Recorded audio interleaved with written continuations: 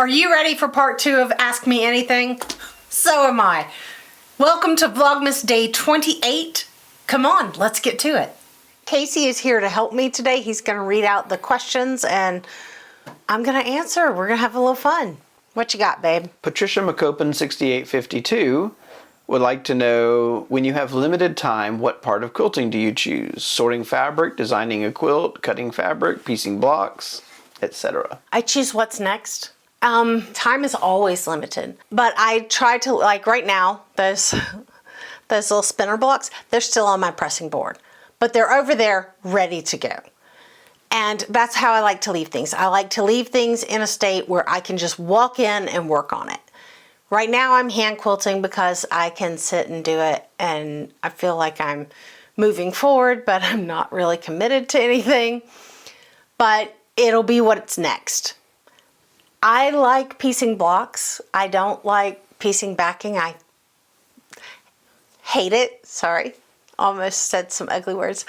I don't like dealing with it when it's like in the big giant state, but I like piecing blocks. But generally I'm just doing what's next, what's ready to go. DP Apple 2884 would like to know, what did you use to stuff your pin?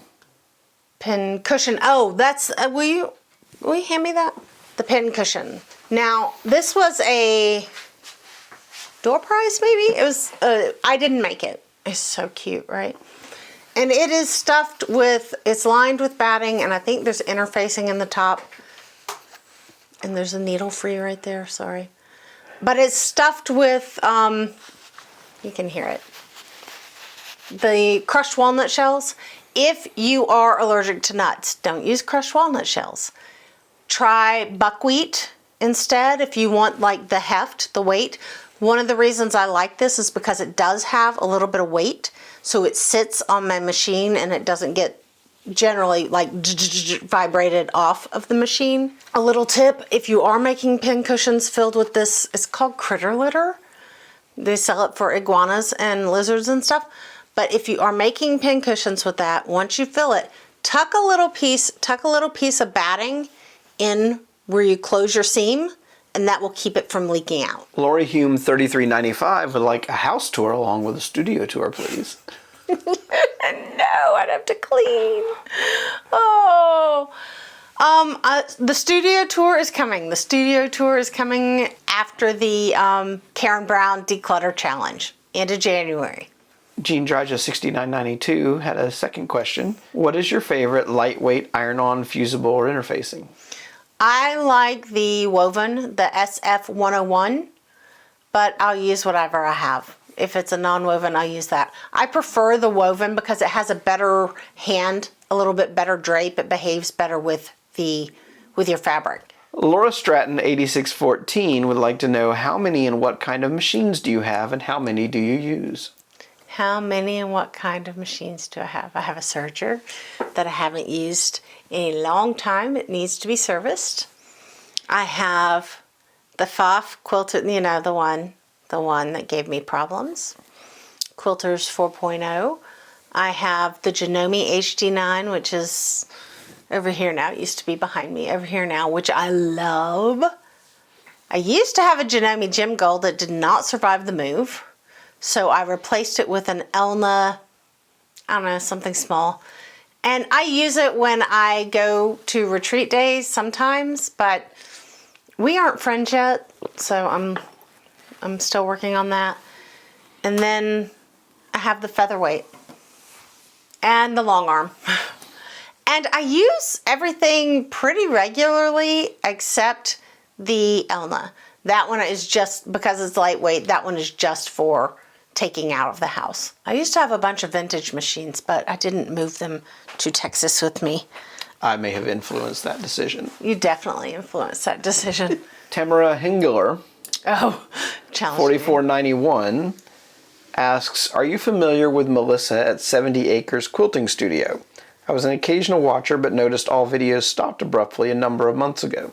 I don't know Melissa personally or really through the channel. I know of her. I've watched her channel many times and I noticed her videos stopped as well. I hope everything is well and going well for her and it's just life interrupting, but I I don't know what's going on. Stacy Russell ML8KY would like to know, when you are making a quilt that has sashing between the blocks, how do you make sure the squares line up from row to row? I try not to make a quilt that has sashing between the blocks. Pins, lots and lots of pins. And I know the queen of I hate to pin just said that, but if you want it to line up, that's the only way. Another good tip is to cut your horizontal sashing, or if it's vertical sashing that lines up, cut whichever sashing is the long strip, cut it on the length of grain. Cut it on the lengthwise grain, and it will stretch less and give you better results as you sew down that long seam. But really the only answer is pins. Or glue. You can glue baste it, and then that sucker's not going to move. The glue baste washes out, and that works like a charm too. Cindy Potter 3426 would like to know, what is on your 2025 quilty bucket list? Top 3 projects you want to achieve. Hey Cindy, quilty bucket list. I only really have one thing that I know right now that I want to finish in 2025, and it's the 1/2 inch square, my little itty bitties, the half square triangles, the little 1.5 inch, 1 inch finished squares and half square triangles. And right now it's just, I'm taking everything else as it comes, but that, I'm looking at the box right over there. That one I really do want to get finished this year. Purple Quilt Diva JC3PU would like to know, what is really the best thread to use for piecing? Also a question about batting. It's confusing about scrim or no scrim, cotton or poly blend, or bamboo or wool. Okay. What is the best thread to use for piecing? The thread you've got. The thread that you're comfortable with, the thread that you can afford, the thread that you like to use, the color you want. How can I say this I can't say this diplomatically. There are a lot of people out there who will tell you, you must use this, you should use the. Use what you've got. Use what you like. Use what works for you. Make it work for you. If the thread is a little thicker and changing your seam allowance, adjust your seam guide. Adjust your tools to the materials that you have, and use what you have. Use what you like. Use what you can afford. I showed you my thread box earlier. There's Coates & Clark, there's Gutermann, there's So Fine, I'll use it all. I'll use it all, because in the end, it really isn't that critical. If you're doing fine hand applique and you find that a silk thread works beautifully for you, use a silk thread. If you find that polyester works better in your machine, use polyester. Do not be afraid to experiment. Do not be afraid to use what you want to use. Now, as far as batting goes, there again, use what you like. Use what you can afford. Use what you can get your hands on. Are there specific circumstances where certain battings are required? Required, no. But different battings behave differently. A batting with a scrim, and what a scrim is a thin layer that it is either punched through or is bonded to the top of the batting. And a batting with a scrim is going to be very, very thin. Okay, so if you're looking for something very thin to go on a table, to hang on a wall, something you need to be very flat, the batting with the scrim is absolutely the thinnest batting you can get. Or you could just use flannel. But try them out and find the one that you like the look of. All right, if you're looking for warmth, then maybe use something with a little bit of wool. If you're looking for drape, bamboos and silk are going to be very drapey. all the fibers have, and you've hit my you've hit my fiber information nerd button here, so give me just a minute. Fibers are going to behave differently. They all have different properties and different qualities, and how they're combined in the batting is going to make it behave differently. 100% cotton batting or 100%-ish cotton batting is going to shrink more. A cotton poly blend is going to have a little more loft. If you're looking for extreme stitch definition, a wool or a wool blend is going to give you that puff, and it's really going to stand out and make your stitches stand out if you don't quilt it to death and squish all the air out of it. If you want, and there's also nothing wrong with 100% polyester batting. It shows beautifully. In fact, for a show quilt, it's really beautiful. It doesn't crease, it won't fold, it won't hold its memory, and it will show your stitches beautifully. So it's just a matter of finding the one that you prefer the look of for the effect you're going for. And I know that's a non-answer, but ask questions. Ask lots of questions of yourself and of your batting retailer. What are you looking for? What are you trying to achieve? What do you want your fabric to look like? How much do you want to spend? Because wool batting or silk batting, those suckers are expensive. Frankly, use what makes you comfortable. Use what you like. Use the batting that will give you the end result that you're looking for. Laura Stratton, 8614, would like to know if you ever throw out fabric and if there's an easy way to recycle fabric. Yes, I throw fabric away. My can is empty right now, but sometimes scraps need to leave. I know, I said that. Queen of say yes to all the scraps said that. Sometimes, like when I trimmed my string blocks, all those little corners, that stuff has to go. Sometimes it can go in the compost bin, but sometimes it just goes in my waste can. And I know you can do dog beds and you can do all, sometimes it needs to leave my house, and that's for my mental state. Now, as far as recycling fabrics, no, there's no easy way. There's no easy way. We have a beautiful resource here, like if I have usable fabric that I just don't want or can't use, I can donate to a reuse, the Austin Creative Reuse, and I'll link that video in the cards and the description. So there are places, and there are senior centers and Girl Scout troops and after school programs. There are places that can use usable fabric. But when it gets down to like the little itty bitty, no, sometimes that's just garbage. Alexandra Zaza Burns Zaza would like to know, what is your biggest sewing achievement or sewing thing you are most proud of, and why? This right here, this YouTube channel. Why? Because it challenges me in every way. It challenges me to be open with you.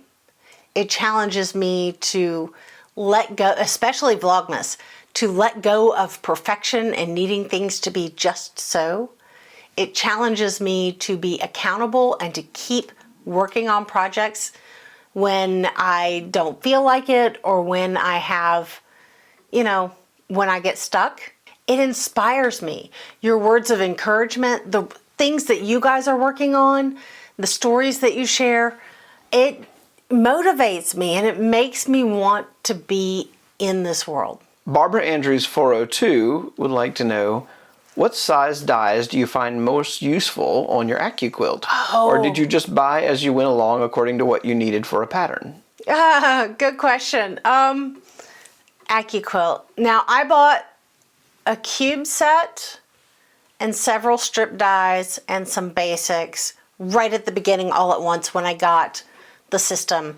And I got it when I got my long arm, and I got it all from the same retailer. So there was like a, I don't know if there was a bundle deal or just felt like you're spending this much money already, what's another few $100s? I honestly don't remember. But I bought the rest of my dies as I went, and I have quite a lot of them because I bought them during COVID, most of them, when they were practically giving them away. It was not buy one, get one half price. it was buy one, get one free on a lot of things because, like everyone else, they were trying to stay in business and they were trying to keep people quilting and keep people active. It was such a weird time, but that's when I collected most of my dies. Now, what would I recommend for a beginner? I don't know. I know, that's another non-answer. You get the most use out of your blocks, don't you? I was going to say, I get the most use out of basics, out of the cube sets, and buy the size finished block that you want the most. 8 is their most popular. I honestly like the 9-inch block. I like the 9-inch block because the base of the 9-inch block is a 5-inch square. So you can use your pre-cuts with all the other pieces. The basics are the ones that I get the most use out of. That 2.5-inch multiple die where I can pile the scraps up on it, that one, and the 1.5-inch square and the 2-inch square. The basics are the ones where I pile the scraps up on it and process them all at one go. A lot of people recommend the strip dies and they're great. I have the Stripology ruler now, so it's kind of a toss-up for me, but the strip dies are great, especially for the 1/4-inch ones. I would honestly stay away from the applique dies initially because they are unique. They're one-offs. I mean, I have several of them. I have the truck and the camper and the little car, but how often am I going to use the truck and the camper and the little car? Not very. But I use that 2.5-inch multiple die. I use the 1.5-inch multiple die. I use the 2-inch squares all the time. I use those like crazy. I would stick with the basics. Marina Abad 4995 asks, before marriage and family, how did you spend your time? Did you have to earn your crust? Were you a creative artist? Oh, Marina, hi. Before marriage, I got married when I was 20 years old. So there's not a lot of before marriage. I was a kid. So I worked retail customer service until we got married, and then I worked for my father and I managed his business office for his construction company, did the books, did the office management, did that until we had kids. Then I raised my kids and we homeschooled both of the kids. I homeschooled both of our kids, and there was a period of time in there for a little while when I needed to get out of the house where I managed a yarn shop. And now I do this. I do YouTube, and it's a very weird job, but I love it. Tracy Walker 1431 had 2 questions. First is, how do you use the ruler with the blue or yellow shading around its border? Tracy, I'm not sure which ruler you're talking about. I don't think I have that ruler. I know the Lori Holt rulers, she has some of those that show you like what your visible portion of a block is going to be. She has that guideline around the edge of the ruler to show you that that's your seam allowance, but I'm not sure what you're talking about. If you can clarify for me in an email to amy@amydement.com, I'll be happy to answer what I can. And what's the second part? The second question is, I want to make a memory quilt from my mom's clothing, but I don't want it to look like a t-shirt quilt. I also want to make 2 more for my siblings, so it needs to be easy. What pattern would you suggest? Oh, you know, I don't know a specific pattern, but here's what I would say. Treat your mom's clothing like it's regular fabric. If it's knit, you'll want to put a stabilizer on the back of it. But treat it like it's regular fabric and then cut it into the shapes that you want to use. It doesn't have to be in big blocks, but you can just treat it, and you can mix in regular fabrics with it as well. But just treat it like it's regular fabric. Okay, Debbie Does DIY has 3 questions, but they're all of a category, so I'll read them off together. The first was, what made you interested in starting your YouTube channel? And then, if I wanted to start my own channel on a budget, what would your suggestions be for starting equipment and software? Do you have someone edit the content, or do you do it yourself? And how do you come up with so many ideas / inspiration to be able to make your videos? Okay. Debbie, I'm going to ask you to email me directly again, amy@amydement.com, and I will get into some like nitty-gritty detail stuff with you because I like to nerd out about it. The short answer, oh, there's no short answer. If you wanted a short answer, you've come to the wrong place. That's Casey's line, but it's true for both of us. But the first one was, why did I start the YouTube channel? I wanted to share things that I didn't see on YouTube.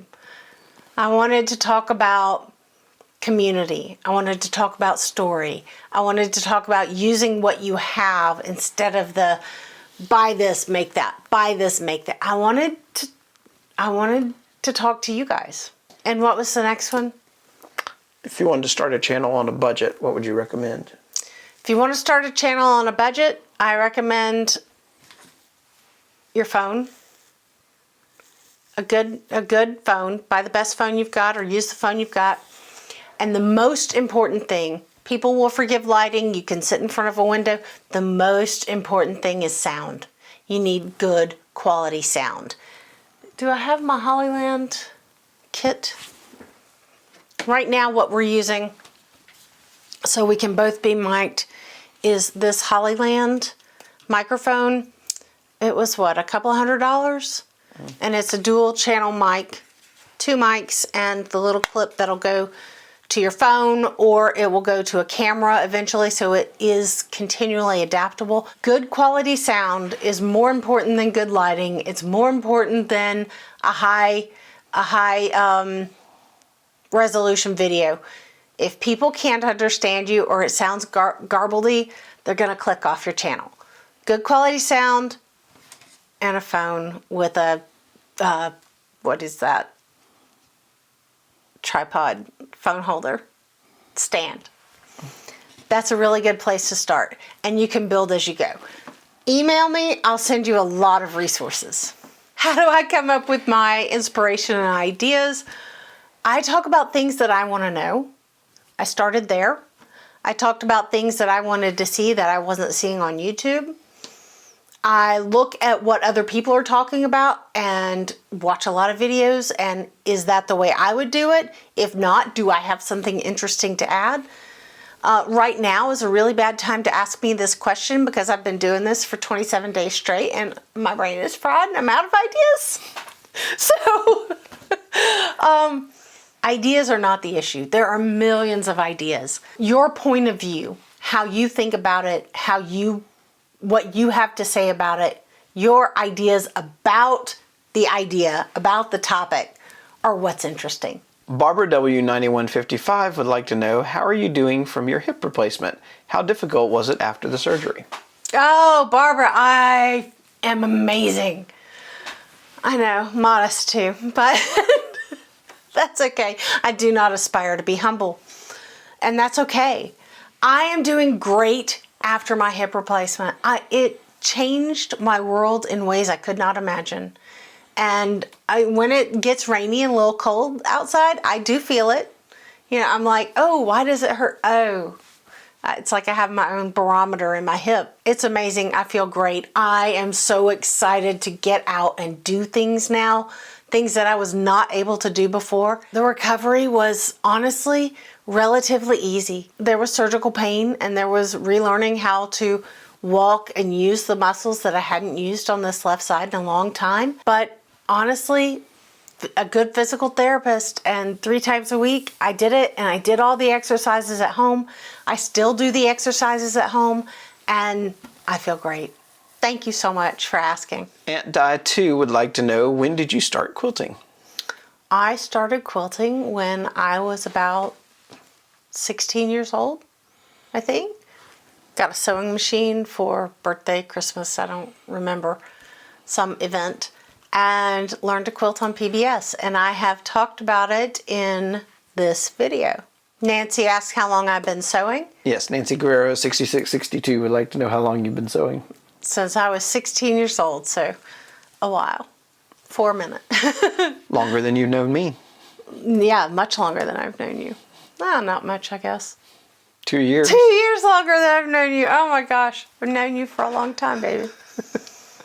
Carol C. Thomas 8432 would like to know your yo-yo quilt. What size are your yo-yos? Block size. Did you stitch the yo-yos to the background by hand?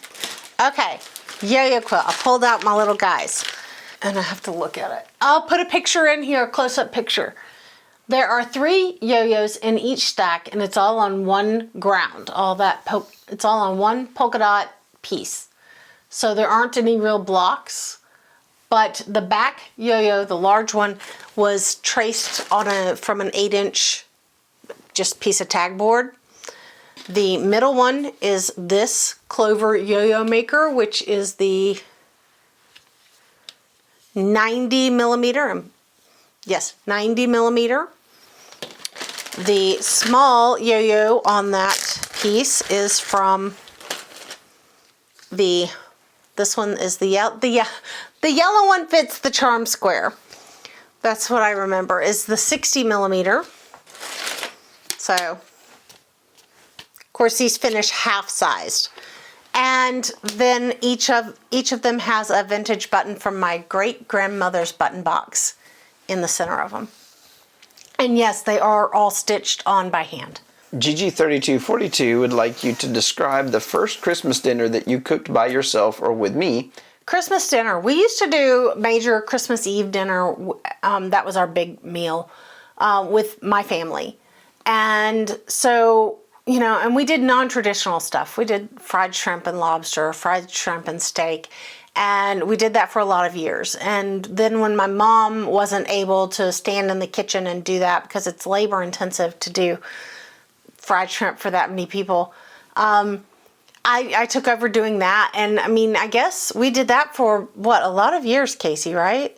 Mm-hmm. We had Christmas Eve with my family as long as my mom was living. So 12 years we did that, 12 years of our marriage. And then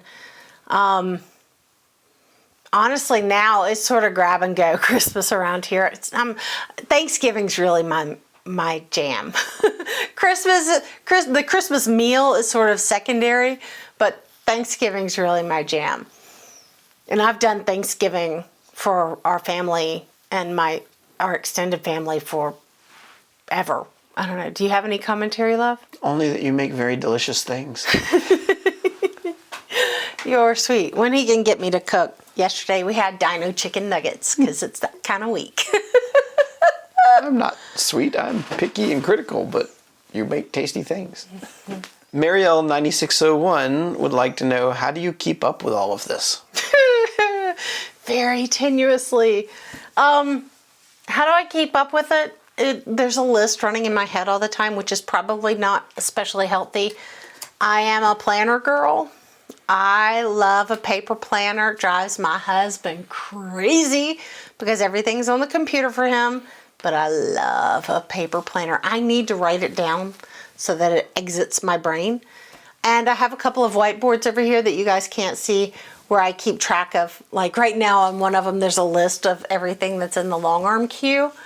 And then on the other one, there's a tally mark of money that I owe Toby for the quilts he's loaded for me. Generally, I'll keep like the next steps. If I have a lot of things going or deadlines, I'll keep them right there and mark them off. I'm a list maker. I like a good list. Lists. Look, this is my list for things I needed to bring down for the questions. So, you know, I like a list. I need to write it down. Judy B 7556 wants to know, what different work have you done in the past? Oh, I mentioned most of this earlier. I was retail customer service, and then I did the bookkeeping and office management for my dad's company. Did that for about 10 years? And then had babies and homeschooled them, and somewhere in there when they were little and Casey started working from home, I was a part-time yarn shop manager in Marietta. Cheryl 6 of 8 asks, or says, I love your purple hair in part because my hair won't hold color. I'm aware that it is hard on your hair to color it frequently. Is that why you stopped doing purple? Will you do purple again? Well, I have done purple again this morning. No, I stopped doing purple in my hair because I couldn't find anybody here in Texas to do it the way I like it. And it gets really expensive to fly back to Atlanta to get your hair done. So I don't fly back to Atlanta to get my hair done, but every time I have to fly back to Atlanta, I book my hair appointment before I book my flight because I'm a picky bee. This is a semi-permanent color. It's just a depositing color, so it's not damaging to your hair at all, like a lifting color, something with some bleach in it can be damaging. The purple is not so damaging. Now, when they bleach to get the highlights, you know, that causes a little damage, but we don't do it that often. There's another one or two in there about purple hair. So-and-so one would like to know if the rotary blade sharpeners work, and Creel64 had replied and said that they do not work for them. I have not had good experience with them. Now, I haven't used like the electric one where you put it in and it does that. Some people have really good luck with them. I haven't. I just buy cheap blades. Buy cheap blades and I don't worry about it. Some people have had good luck. I know Karen Brown has I think it's called True Cut. I don't know. The little electric one, you put it in there and it does the little thing. I don't know. I think your mileage may vary. Like I say, I'd rather just put in a new inexpensive blade and go on with my life. Creel64 had also asked if you were going back to your purple hair. I am for now. I do like it. Debbie Wolgamuth asks, how long does it take to long arm a quilt? And is there a charity that takes quilt tops? Oh, okay. Good questions. The first one is a bad answer. It depends. Generally, I can long arm a quilt because I'm doing it all free motion or Anna's doing it all hand guided in, a day off and on, probably 5-7 hours, depending on how complex it is. Now, if you're doing something fully custom, it can take 10 times that long. Not a good answer on that. But just for an all-over sort of edge-to-edge simple design, a few hours. The second question, is there a charity that takes quilt tops? There are several. And I am sitting down in the coming months with at least one of them. I met them at the Houston Quilt Festival and I had it scheduled for December and she got pneumonia, bless her heart, and asked if we could postpone. So when she is well, we will sit down, and that is Quilts Without Borders. I will go ahead and mention them, but I'm going to sit down and do an interview with her. Stacy Russell ML8KY asks, did you quilt your quilts yourself before you got your long arm, and if so, how? Badly. I did quilt them, and I got decent at free motion on the domestic. But I hated it. And you know what I hated more than actually doing the quilting? Because I get up in my shoulders and it gets tight. I hated basting. And I've told the story before about how you get a long arm. You make your husband crawl around on hardwood floors and pin baste 2 quilts for you until he says, there has got to be a better way. I'm like, oh, well, there is, but it's going to cost. And, I say that flippantly, but that's sort of how it happened. That's how we roll. So I did quilt, meander, just basic or in the ditch on my domestic, but not for long. And that guy's hand quilted. Oh, I do a lot of hand quilting. I love hand quilting. Makes me crazy. I do straight line I still, on smaller projects, I will still do straight line quilting on the domestic because it is actually faster for me to do it on the small machine than to do straight line on the long arm. Diane Platt Roberts 8692 says that she has a huge amount of selvages and asks, do you have any ideas for them? No. Diane, I don't save selvages because that was always the part you threw away, and then as I was coming through, all the modern quilters started saving them because the companies did begin putting cute things on them. I don't have any good ideas. I know that Pat Sloan did a whole series with selvages. So I will see if I can link that below and link to some of the patterns that she recommended. Are we done? That's it. Okay, We have reached the end of the Ask Me Anything questions. Thank you guys so much. This has been a blast. I hope you had as much fun as I did. And I've answered all the questions you sent, and now I want you to answer one for me.